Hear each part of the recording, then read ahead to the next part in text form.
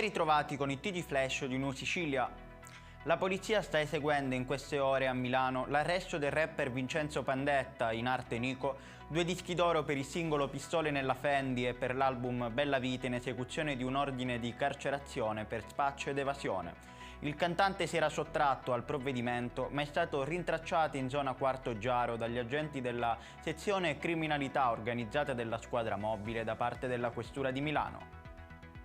Arrestato un 38enne di Adrano per detenzione ai fini di spaccio di cocaina, i militari al termine della perquisizione domiciliare hanno recuperato un ingente quantitativo di droga, materiale per il confezionamento delle dosi e denaro contante, ritenuto provento dell'attività delinquenziale, tutto ben nascosto dietro il forno a microonde della cucina.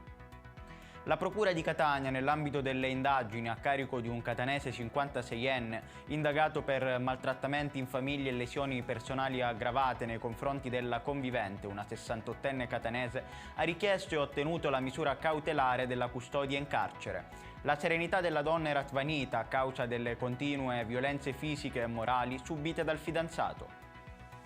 Sono 181 i migranti giunti fra la notte e l'alba a Lampedusa e l'hotspot di Contrada Imbriacola adesso è in piena emergenza, ospita 939 persone a fronte di 350 posti. Nel cuore della notte direttamente al molo commerciale sono giunti con una barca di 8 metri 58 bengalesi, egiziani e marocchini.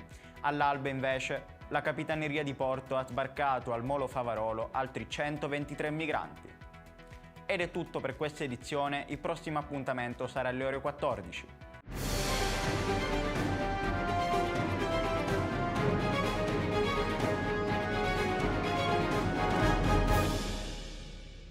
Procar, centro assistenza autorizzato BMW e Mini, adesso anche BMW Motorrad, via George Marshall 7, Mister Bianco, Catania.